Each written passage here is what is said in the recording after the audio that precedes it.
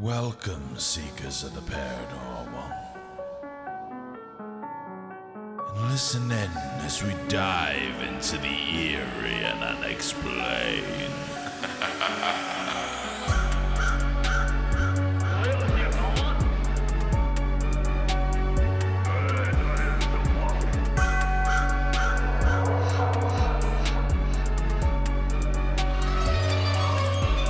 So turn off the lights as we join Dustin and Luke in exploring the unknown.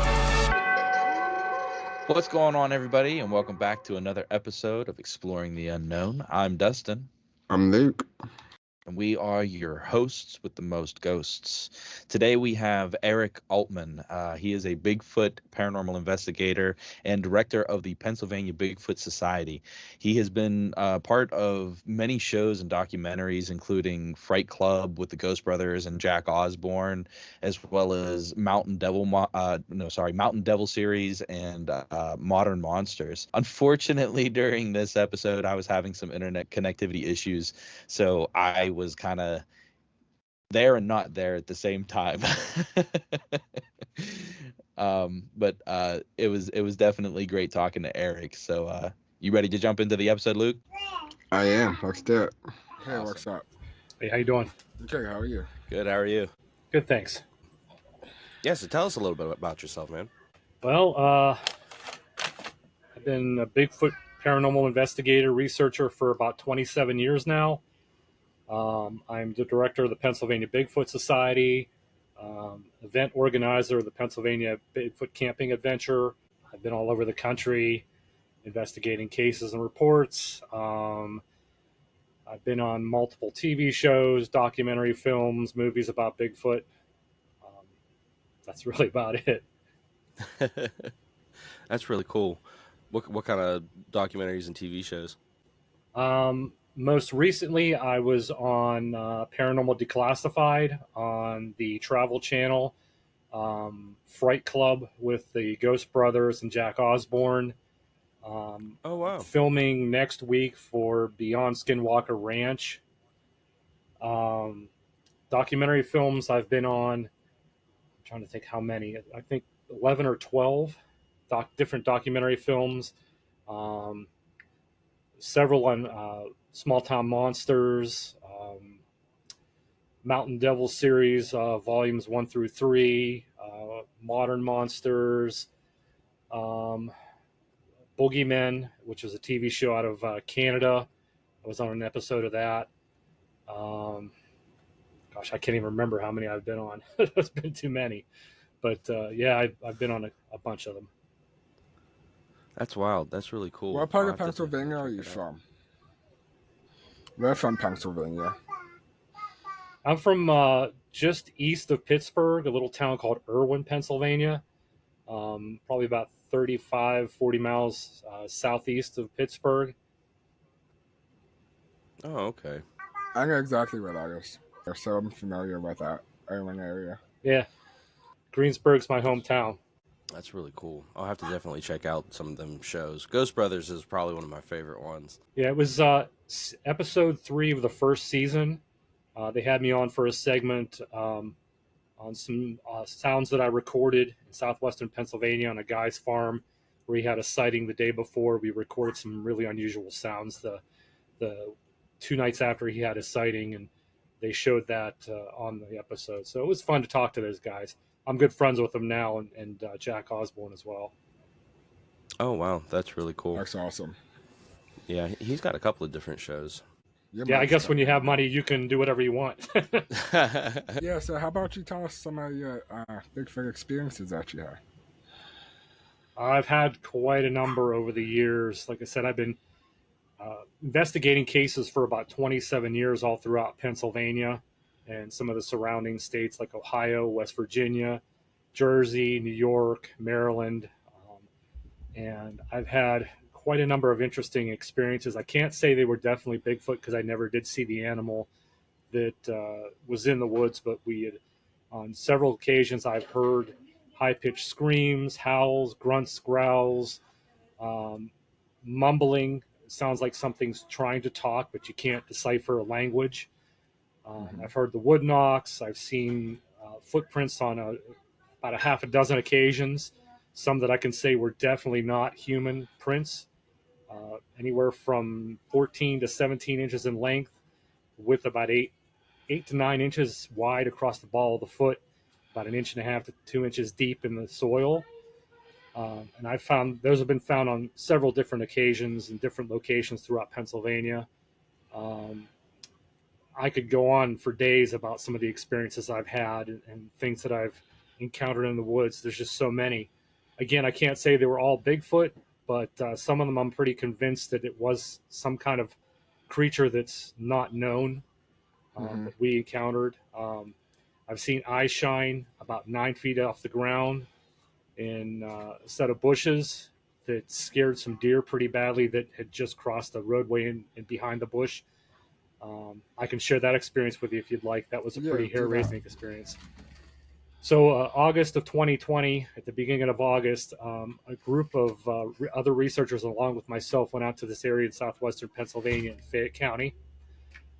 We go to this area frequently, and we sit on this gas pipeline surrounded by heavy forested area. And we sit out there for several hours until the early morning hours, 2 or 3 in the morning. And we're on our way back to the main road, and I'm leading the caravan of vehicles out. And as my pickup truck comes over a little embankment, little rise in the road, my high beams caught something in the brush off to our left ahead of the vehicle. And they appeared to be very large, deep-set orange-colored eyes reflecting back at me. And as soon as the high beams hit them and I saw them, they kind of darted down at a 45-degree angle to my left and disappeared. And my first reaction was, oh my gosh, did you guys see that? I had 2 passengers in the truck with me, and they were looking for a piece of equipment in the back seat that had been left turned on from our night investigation. So they didn't see the eye shine. However, I stopped the truck, jumped out, and ran back to the convoy of vehicles asking those folks if they had seen anything. And no one else had seen the eye shines. So we decided as a group, there was about 8 to 10 of us there. We figured we'd go check out the brush on the left side of the road and the high grass and see if we could find anything. And as I mentioned, something came across the road just behind the brush. There were 3 or 4 doe that crossed the road right behind this brush where I'd seen the eye shine. And they went down into the high grass and they stopped. And I'm sure you guys are familiar with deer. Whenever a human's around or makes noise or any kind of loud noise, deer get spooked very easily and they'll take off. Well, that wasn't the case with these deer. These deer stopped right there behind the brush and were looking very intently to their right, as if they were looking at some kind of predator. And as much noise as we were making, looking in the brush with flashlights and thermal, we should have scared those deer away. But those deer stayed put. They didn't move. They were looking very intensely at something on their right, probably just ahead of them, maybe a couple hundred yards. We couldn't see anything on the thermal FLIR nor on the flashlights, but those deer were fixated on whatever was in those woods. And one of the people that was with the research team that night said she heard a grunt come out of that area, very loud grunt. And we started to search that bush for footprints and tracks and anything like that we could find to show that there was something was standing in the bush. And we found a trampled trailway that led down into the high grass that indicated something was in the brush. And the whole time we were in that brush making noise and breaking the brush and tromping around and yelling back and forth, the deer were still 10 feet away, stopped, fixated whatever this predator was off and on right. And they were there for about a good 20 minutes before they really slowly, almost in a hunkered down position, crawled away to their left, away from us and away from this predator or whatever it was. So we kept looking in the right to see if we could see what was down in these trees and this high grass, but we could never see it again. And we finally, after 45 minutes to an hour of looking around for any kind of telltale sign, we did see a trail that led off into the high grass. And we decided to drive down to the end of the roadway, the dirt gravel roadway we were on, and see if we could see where this trail led to. Maybe it went out onto the road, whatever it was. When we got down to the roadway, we stopped, and we were looking on the roadway for tracks and any kind of sign, which we weren't seeing. And all of a sudden, one of the research members grabbed me and said, "I see eye shine behind that tree down there." And I couldn't see it, and he pulled me right in front of him, and sure enough, I slowly saw these two big bright eyes kind of just slowly move. Like the tree was right in front of him like this. It was looking out like this, and it slowly moved back and behind the trees, and I didn't see it again. But that again was about 9 feet off the ground. So there was something there that night that was very, very tall, had very big orangish colored eyes that startled those four doe that crossed the road, and they were afraid to leave the area. It was almost like they were using us as a buffer or for protection from whatever was in the woods. And although I can't prove it, although it's just speculation, I think what we accidentally interrupted was an ambush. This creature, whatever it was that was in the brush, was hiding and waiting for these doe to cross the roadway. And these doe came across just as my truck came up over the embankment and saw the eye shine, and that spooked whatever was in the brush, that it ducked down and moved out of the brush into the high grass and moved away from us, but yet still stayed in the area watching these doe. The doe realized it was there. It was the doe were watching it and kept us close by as like a buffer, a protection, if you will, before finally slowly moving away. And I think we kind of interrupted an ambush that was about to take place. So that's just one of the many interesting and harrowing experiences I've had over the 27 years I've been doing this. Now, have you any encounters down in like Washington, PA? Did you ever come down this way at all? Yeah, I've been in Washington, PA a couple of times, investigating some sightings and some reports over the years. I've never found anything or had any experiences in Washington, PA, but I have come down there and talked to eyewitnesses who've had experiences and sightings. Back in 2009, a gentleman just across the Westmoreland County, Washington border there, pretty close to Ross Straver, claimed he had a sighting. And I'll share that story with you. It's a pretty interesting one. Young man, he was coming home from work, a high school student, about 17, straight A student, real smart, real good kid, stayed out of trouble. It was raining that night, and as he was on his way home from work, he was coming up an embankment and coming around a bend in the road and saw a creature standing on the left berm of the road, just like it had just stepped over a fence. And it was standing up against the fence line, and it walked out in front of his vehicle and stopped and turned and looked at him. And he was driving slow enough that he could stop, and he was looking at it. And this thing, whatever it was, he said it just looked evil. It was all dark colored, covered in hair, had huge glowing red eyes that were looking back at him. It continued to cross the roadway into an old abandoned cemetery, and walked up this gravel trail into the cemetery itself. And the kid realized, hey, I have my cell phone on the front seat of the car with me. Maybe I can get video or a picture of this thing. So he reached down and grabbed the cell phone and turned the vehicle up into the cemetery plot, or the cemetery gravel driveway. And he was thinking he could have it still in his high beams following it up. But when he pulled in, whatever was in the cemetery had disappeared. It was gone. He didn't see it anywhere in the cemetery at all. Well, he freaked out and went home, told his dad what he had seen. And his dad called me and Stan Gordon, another investigator I work with. And we met with the father and the son the next morning at the cemetery. And we scoured the area for tracks and for any sign. We did find a trail coming through the grass on the opposite side of the road, on his left where he'd first seen it standing on the roadway. And unfortunately, there was a deer fence there with about a 7-foot high wire strand across. We couldn't get it. We couldn't get over the fence, so we could see the grass line had been trampled by something walking through it. We did investigate the cemetery. We found nothing but turkey tracks, raccoon tracks, some boot prints, and that was about it in the cemetery. We walked up and down both sides of the road for both directions for about a good half a mile. We ran into a lady who was taking groceries into the house, and we walked by and said hello to her and continued down the hill. and we came back up, and she noticed we were looking for on the side of the road for something. She didn't know what, but she stopped us and asked what we were doing. And I kind of chuckled and said, "Oh, I don't think you'd believe us if we told you."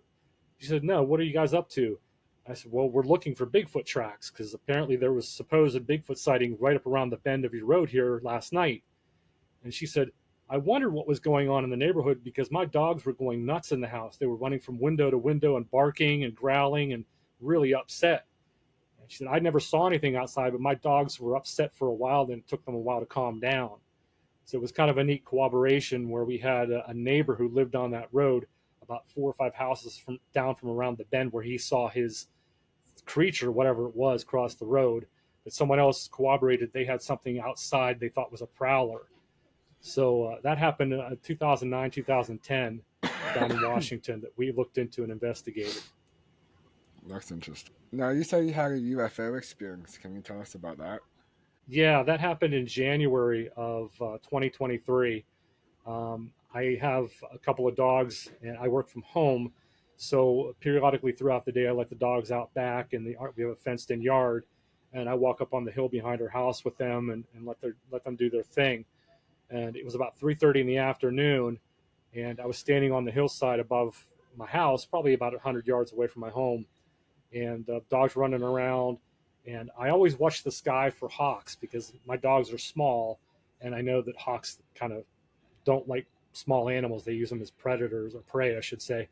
And so I always keep an eye on the sky for hawks flying around or circling around our neighborhood or my yard. So I'm looking up in the sky, and I see something moving through the clouds that appeared to be a white rectangular shape something. I don't know what it was, but it was moving very quickly through the clouds and almost looked like a misty white color. So I watched this thing for several seconds thinking, that's kind of strange. It doesn't look like a plane. And as I continued to watch it, it moved out from behind the clouds, and I could see it was almost like a rectangular cigar-shaped object that had light reflecting off of it. It was shining in the sunlight.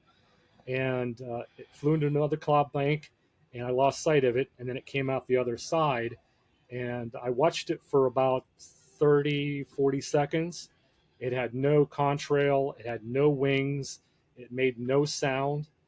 Moved very slowly across the sky. From the first cloud bank, I saw it into a second cloud bank and disappeared and never came out again. I did have my cell phone with me, and I did get a video of it. And I checked some apps online, some flight path apps to show the local flight paths of any airline in the area. And being that I live close to Pittsburgh, I know that we have a lot of heavy air traffic. So I wanted to make sure that it wasn't an airplane that I saw. So I looked at all the flight apps, and the closest plane to me in that time frame, about 3:45 that afternoon, actually moved through our area about 3:40, and it was moving in a northwestern direction. And the object I saw was flying in a southwest direction, the opposite direction. So there was nothing flying in that direction. And I had the video analyzed by a couple of different people, blown up, slowed down, stabilized, the colors enhanced on it. And you can definitely see it's a rectangular shaped something. It has no wings. It has no jet contrail on the back of it. And the video I captured is moving from the first cloud bank I saw it disappear into the second cloud bank where it never came out of again. So I talked to Stan Gordon. He's a known UFO researcher in the area with over 65 years experience. I told him about the sighting. I told him about the video that I had. He looked at it. He agrees that it's definitely not a conventional aircraft. It's not a helicopter. It's not a drone. It's not a blimp. It's not an airplane. He doesn't know what it is. But doing some other research around the area and some other reports that he got similar reports around the same time of the month, a little bit later in the month, of the same type of thing that I saw. But whatever it was, I have no idea. It could have been a secret government plane for all I know, but it didn't look like a plane to me. I could see no wings on it. I have planes fly over my house constantly, and I always can tell, even the high altitude that they're at, you can see the wings on them. You can see that they are truly a plane, or if it's a helicopter, you can see it's a helicopter. This, whatever it was, wasn't either of those things. It wasn't anything I'm familiar with. That's interesting. Yeah, it definitely was. Would you be able to send me that video? Sure, I'd be Yeah, happy to. thank you. That would be cool to see. Yeah. Now, I heard a lot about different UFO experiences, and I've had a lot of encounters like yours. I don't think it's cigar. Hmm. I listened to a podcast a couple weeks ago. Do you know who Bobo is from the Finding Bigfoot? Yeah, I'm good friends with Bobo. Yes. Hmm. He said he saw a UFO just like how you explained it. That I didn't know.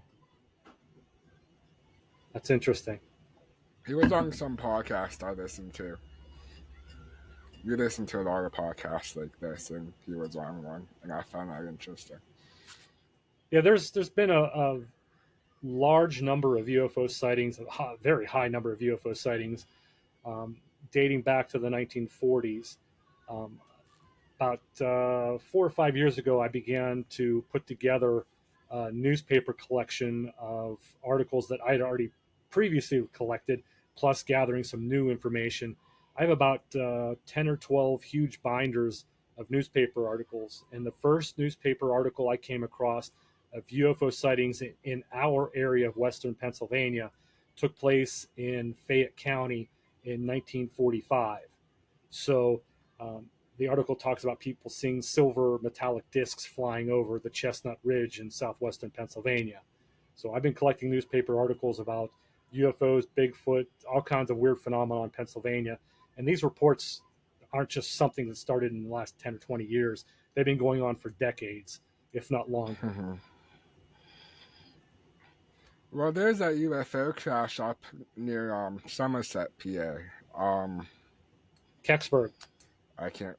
Yeah, they had that UFO festival up there. I went up there a couple of years ago for that festival, and that was pretty cool. Yeah, I attend the festival every year. Stan Gordon organizes the conference, the UFO conference, Bigfoot conference that goes on at the festival. And like I said, he's a good friend of mine. And I have a table at that event every year that I talk to witnesses. They tell me their stories.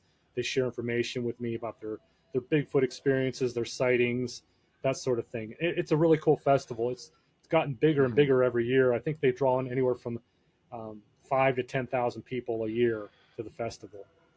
Are they doing it again this year? Yeah, it'll be in July of this year. They hold it every year, so yeah, it'll be happening this July. We're gonna try to come. That'd be cool to go. Yep, I'll be there. I'll have a table set up again this year. We want to try to start getting into more of these convention kind of things to get our name out there more. It's a good idea. So you have some poltergeist activity happening in your house, you said. Can you tell us something about that? Yeah, right now I'm in my basement doing the podcast with you, and we bought the house in 2017. We moved in June of 2017, and that's when really it all began. Is when the first week we moved in. I was in the kitchen, which is directly above me, and I was putting away silverware, dishes, pots and pans, in different cupboards. And we hadn't fully unpacked yet. We had boxes in the house, but nothing really unpacked. And at that time, we had about 3 or 4 cats, and I heard a loud crash in one of the back bedrooms. So I just assumed that one of the cats had knocked a box over and spilled stuff all over the floor. So I stopped what I was doing in the kitchen and went back to the back bedrooms and checked, and there were no boxes on the floor. So I wasn't sure what caused the crash, but I just assumed that it was one of the cats that knocked a box over. I went back to doing my thing in the kitchen, putting stuff away. That's where everything pretty much began. A few nights later, after we had pretty much everything unpacked, it was about probably 1:30 in the morning, and my son is a very light sleeper. He suffers from insomnia, so he spends a lot of time down here in the basement. We have a finished basement, and he watches TV or plays computer games or whatever. So 1:30 in the morning, I'm sound asleep, and I hear a door shut, click open and shut, and I hear footsteps going down the hallway. So I thought it was my son awake, and I yelled out to him, and I didn't hear an answer. And I yelled out to him again. I said, "Are you okay?" And it didn't answer. I thought that's kind of odd because usually he answers me when I call out his name. So I got out of bed and walked down the hallway, and I could hear the footsteps going down from we have a 2-story ranch that we live in, and it went down from the second floor, Sorry. down the steps, and down into the basement. And I heard the garage door shut. So I thought that's not like his behavior. Then none of the lights were on. Everything was dark in the house. So I went down the steps thinking, okay, well, if it's not my son, maybe we have somebody in the house that shouldn't be here. So I went down the steps, went down to the basement. All the basement lights were off. And I know I'd heard the garage door shut.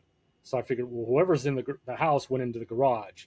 So I walked into the garage, opened the door, and all the lights in the garage were out. And I couldn't figure out, okay, where is this person I heard? So I turned the garage light on and looked around. Nobody's in the garage. I thought, okay, I know I heard footsteps. I know I heard the garage door shut. What's going on here? And I'm looking around the garage. There's nobody in the garage. I'm going to go back to bed. I got to get up for work in the morning. So I turned around, shut the garage light off, went back into the basement. And when I went back in the basement lights were on. And I know I didn't turn them on. It was dark in the basement when I came down. So I thought, okay, that's really weird. So I went back upstairs, climbed back into bed, and went to sleep. The next morning, I asked my wife about it. I said, did you hear the footsteps in the hall? Did you hear somebody go down in the garage? She said, no, I was sleeping. I didn't hear anything. That was the second weird thing that had happened. And then shortly after that, we began to be woken up almost on a nightly basis around 3:30 in the morning with knocking on the walls.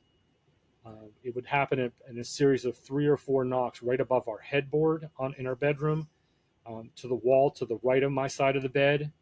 It would happen on my son's wall. Sometimes they were just knocks, sometimes they were loud booms on the wall, like somebody was hitting the wall with their fist. And it would wake me up almost every night. And this went on for weeks. And I couldn't figure out where it was coming from. I had no explanation. I thought maybe it was my son, or maybe it was my wife hitting the wall in her sleep or something like that. And I asked her about it, if she had heard it. And sometimes she would say, no, I didn't hear anything. And other times she would ask me if I had heard it. So the two of us were hearing it. And then my son came to me one day and asked me about it. He said, were you knocking? I said, no, I wasn't knocking. He said, well, I heard somebody knocking on the walls last night. So the 3 members of my family started hearing this knocking at night.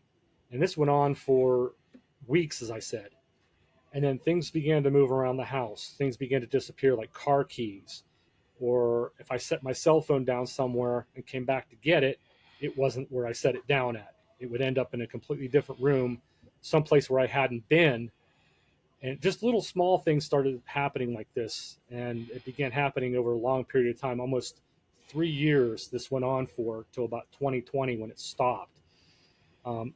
We had 5 different paranormal groups come into the house that specifically investigate ghosts and hauntings, because they always say don't investigate your own house. So we had outside teams come in. And we had a team called Goosebumps Paranormal come over and investigate. And because of most of the stuff was going on in our basement, we figured we'd start the investigation down here. So they had equipment out. They had EMF detectors. They had different pods set out, K2 meters, all that equipment set up to try to capture any kind of electromagnetic fields. And nothing was going on down in the basement. It was quiet. There's no noises. And the 2 investigators were sitting on a couch to my left. And I just said, if there's somebody here, please make yourself known, because you're making me look like an idiot. And as soon as I said that, right behind the one male lead investigator, there was a knock on the wall. And we all kind of turned and looked, and we heard it. So this stuff kind of kept going on. It began to intensify with lights going off and on by themselves, TVs going off and on by themselves. We'd leave a room with the TV off, come back later to find the TV on. My wife was in the basement laying on the couch just trying to take a nap. And she didn't say anything. She thought to herself, it is really cold in here. And just as she had finished saying that, about a few minutes later, the gas fireplace clicked on by itself. And it has one of those electric switches that you have to click on to ignite the fireplace. She heard it click, and the fireplace kicked on, and it never did that before, and it hasn't done it since. We've had doors slammed shut, doors open. I was away at a Bigfoot conference in 2019, and my son sent me a message over Facebook, and he asked me, he told me, he said, I was in my bedroom, I was watching TV, and kids must be playing a prank. I said, what do you mean? He said, well, I heard the doorbell ring. And I said, no, you didn't. That's impossible. The doorbell doesn't work. He said, no, Dad, I was in my room and the doorbell rang. I said, well, Josh, the doorbell hasn't rang since I put the one in back when we moved in here. It stopped working and I never got around to fixing it. So the doorbell does not work. He says, I was laying in my room. I heard it ring, so it had to be kids.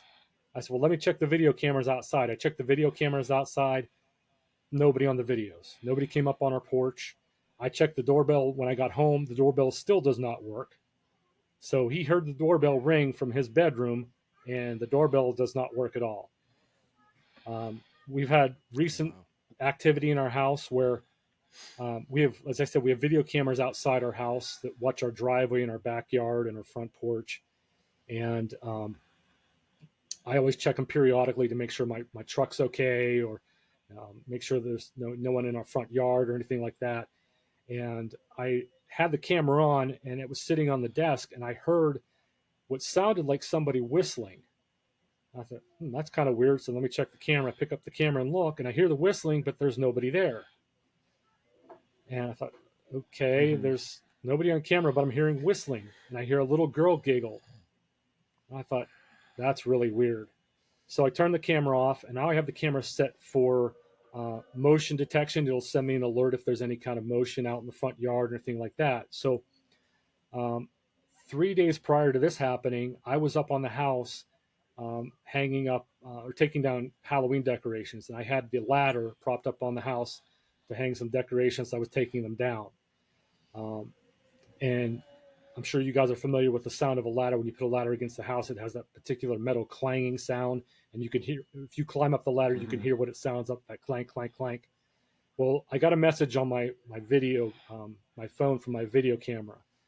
And I looked at the video, and there was about a 15-second capture of what sounded like an aluminum ladder being propped against the house and someone climbing up the ladder.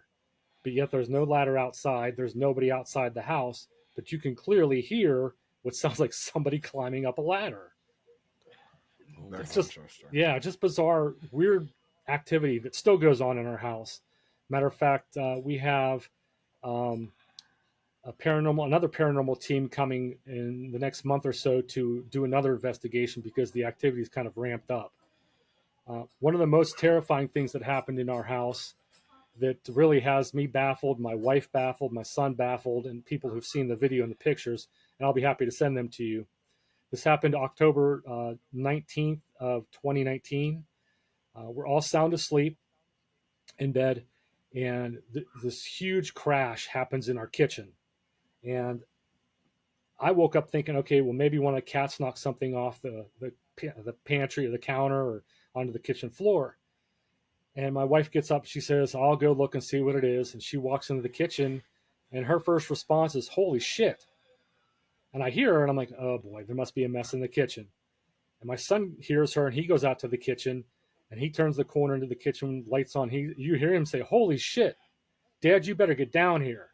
So I get out of bed, and I walk down the hall and turn the corner, and my reaction was, holy shit. Something had ripped a 3-door kitchen cabinet off of the wall and dropped it in the center of the floor of our kitchen, about 5.5 feet away from the wall.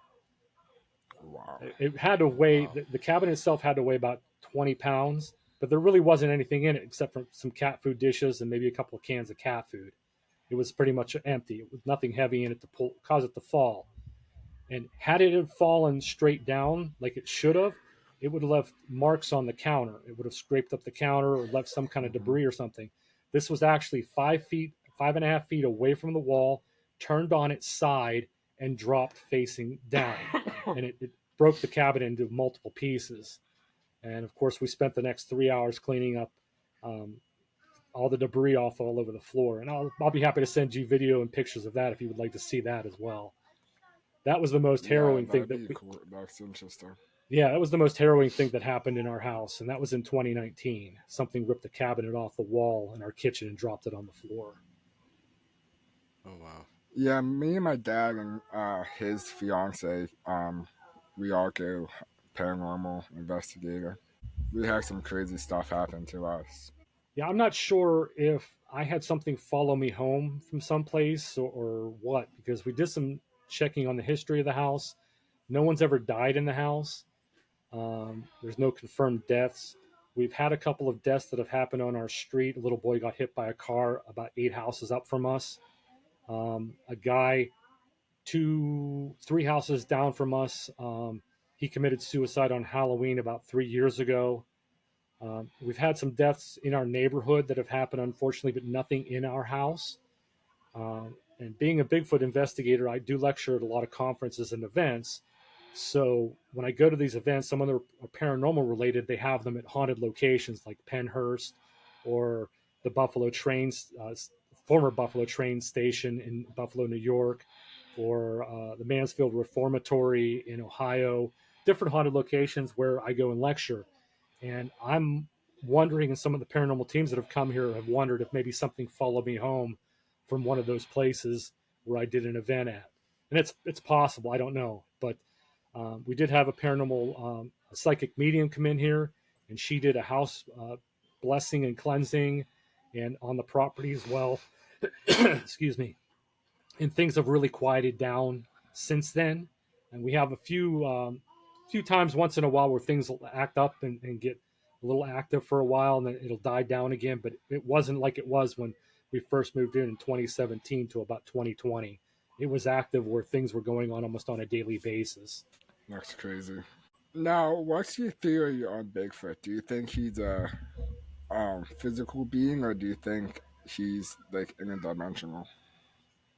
What's Um, your theory about that? I'm really not sure what Bigfoot is. I don't think anybody really knows what Bigfoot is.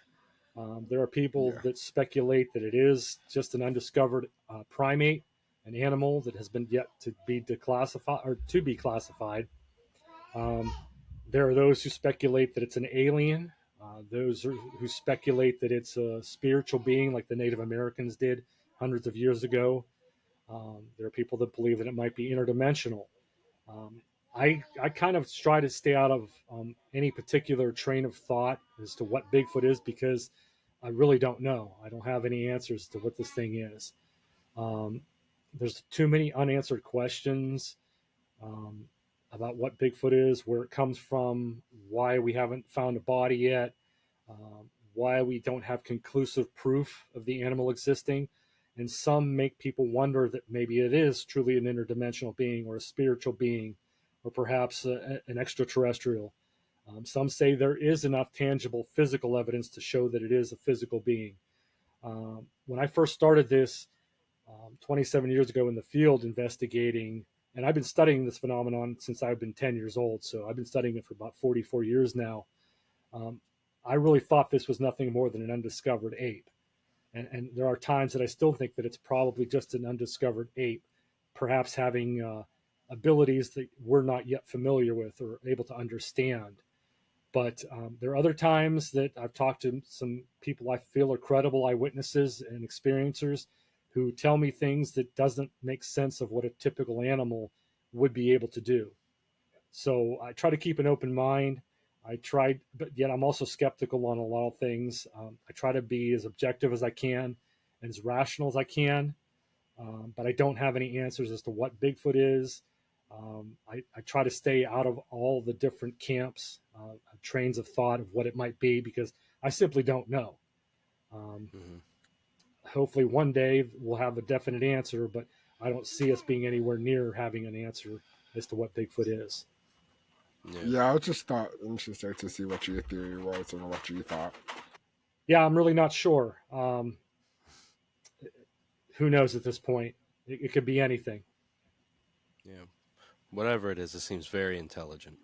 Yeah, that seems to be the understanding from what we've learned from the 60 plus, 70 plus years of research on the subject is this animal is very intelligent. And you'd have to think logistically, if it is really out there, if there is such a thing as Bigfoot, and I tend to think there is, that it's avoided capture, it's avoided getting itself caught on film or game cameras, or leaving conclusive evidence behind to prove that it's real.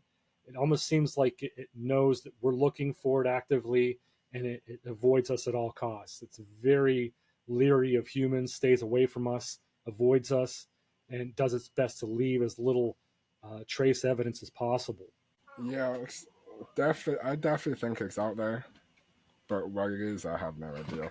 I haven't had any witnesses or encounters with one. I'd like to. I'd like to see one, but it's only a matter of time. Hmm. I have a question. What's your thoughts on Dogman? Oh, Dogman. Um, Hmm. I'll be honest with you. I'm not sure if Dogman actually exists. I think what people may be seeing is some kind of offshoot or off breed of a Bigfoot.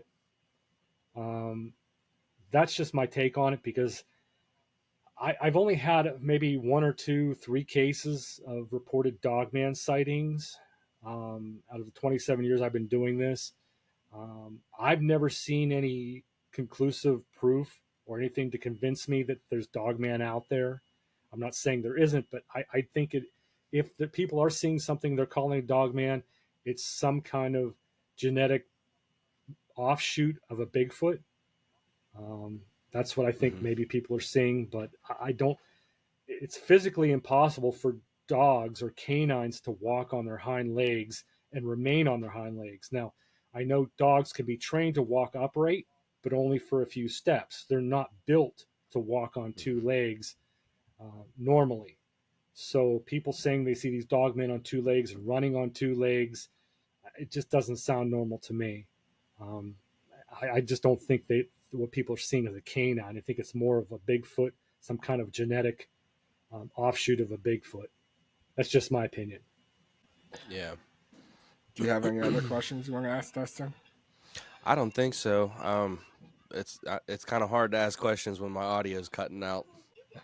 Yeah, I get that. Do you have anything else you'd like to talk about?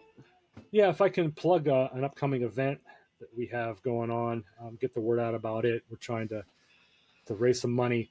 Um, in 2016, I started. Well, let me take a further step back.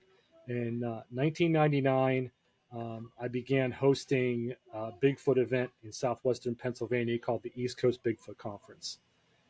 It was an annual event that I helped organize and hosted for about 11 years, up to about 2011. And we concluded in 2011 working with MUFON doing a UFO Bigfoot event in Youngwood, Pennsylvania at the community college. I took some time off from hosting events, and in 2016 I decided to get back into hosting events again. And I put together an outdoor event that really nobody in this area was doing, and I thought it would be a kind of a good way for people to learn about the Bigfoot phenomenon, learn about how to do Bigfoot research, and even get a chance to camp with Bigfoot researchers, go out in the woods with them, experience what it's like to look and explore the woods for Bigfoot. And we called it the Pennsylvania Bigfoot Camping Adventure. And what we did was we brought in several local Bigfoot researchers and from around the tri-state area to come and talk to the people who attended about Bigfoot and their research. We had workshop presenters that taught people how to make plaster casts of Bigfoot tracks, what kind of equipment to use, what research techniques to use, um, nature skills and outdoor skills. And then we wrapped it up at night by taking people out into the woods on night hikes. And those events, the first event, and the few that preceded it, or I should say followed it, those were all for charity fundraisers for the local area charities here in Fayette County. And the first event in 2016, we had about 300 people come out, which I thought was a pretty good turnout for our first event. And we began to build on that. And then we did our last event in 2019, and we had close to 700 people come out for that event for the weekend, and it was really successful. Plus, we were able to bring in some celebrities from some of the TV shows, like we had Cliff Barrickman from Finding Bigfoot, we had the Ames team from the TV show Mountain Monsters, Dr. Jeff Meldrum, Ken Gerhardt from the TV show The Proof is Out There, and a couple other shows on the History and Travel Channel. So we had some celebrities come in, we had speakers come in, we had workshops presenters come in, we had a representative from FLIR, the Forward Looking Infrared Thermal Night Vision, come in and do a demonstration for us on FLIR and what to use going in the outdoors. Took people on hikes, had food trucks, vendors, all that fun stuff.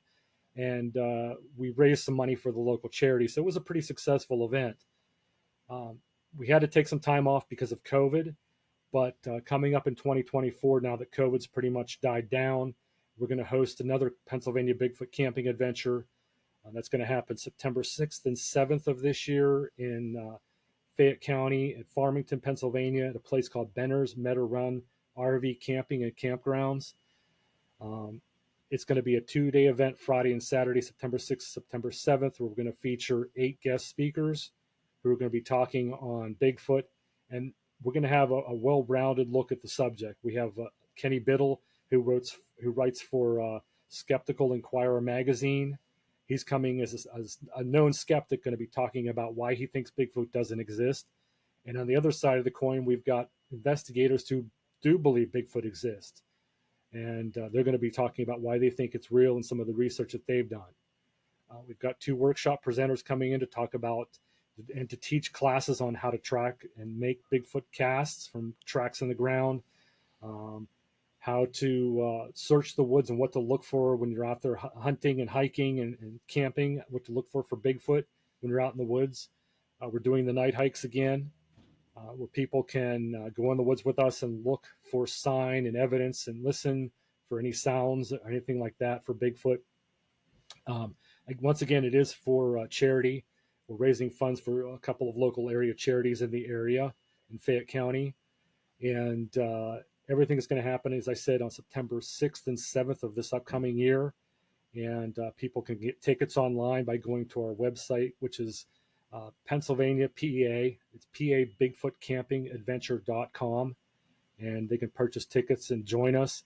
We're going to have food trucks, vendor campsites, selling crafts and Bigfoot collectibles and all kinds of fun stuff.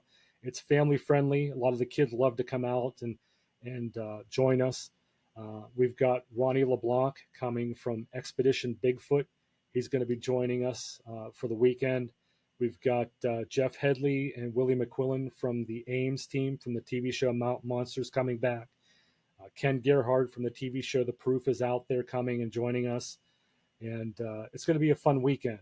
So if you're looking for something to do, you want to learn about Bigfoot, you want to learn how to hunt for Bigfoot and get a well-rounded look at the subject, all helping raise money for local area charities, we invite you to come out and join us for this family fun-filled weekend in September.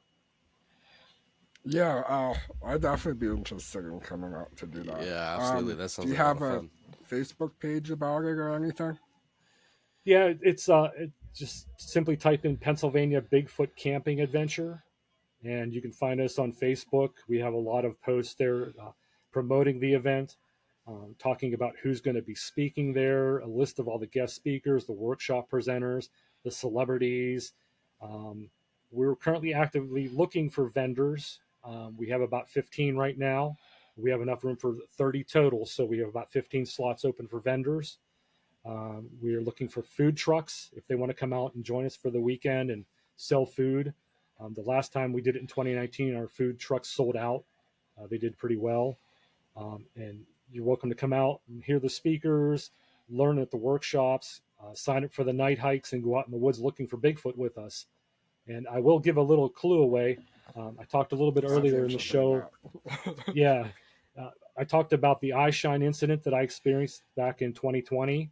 Well, that's one area where we're taking people on one of the night hikes is in that area.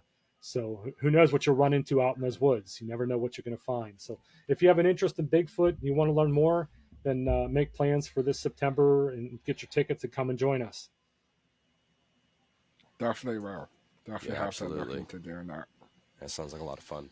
Yeah, we have a fun time. I'll share the page on my Facebook too. I'll share it on my page and our page and try to get it out there more I appreciate for that. Thank people you. to see it. You're Mhm. welcome. Thank you for coming on. That was my pleasure. It's Yeah. good talking to you guys, and thanks for having me on. Yeah, Yeah, absolutely. we can always have you on again later in the future. Tell more of your stories. Oh, sure, I'd love to. Yeah, you're welcome on anytime. Yeah, I've got a lot of Bigfoot stories I can tell. I only told one here tonight, but I've got so many cases. I've investigated over 250 cases over the last 27 years, and some are pretty intriguing in the experiences that I've had. So, yeah, I'd be happy to come back on and share them with you. Yeah, I'll Yeah, definitely keep absolutely. in touch with you. If you hear of any other conferences like that, let me know. We're trying to get out there more, and we'd be glad to go. Sounds good. And hopefully I'll get to see you guys at Kecksburg this year. Yeah, I'm planning on going this year. Cool. Definitely planning on going. Yeah. Thank you again. You're welcome, guys. Enjoy the rest of your day. All right. You too. Thank you. Thanks for listening to another episode of Exploring the Unknown. It was really cool talking to Eric today. Don't forget to check out our Facebook and our YouTube. We post every Sunday. And yeah, also, if you guys want to stop out to Farmington, Pennsylvania to the convention where me and Luke's going to be there, set up recording podcast, stop out and say hi. We'll post the link for the website on our Facebook. Yeah. So did you have anything else you wanted to add, Luke? No, I enjoyed talking to him. He had some pretty cool stories, and I'm excited to get to that convention. Yeah, me too. Absolutely. But all right. Thanks, everybody. You guys have a good night. See ya.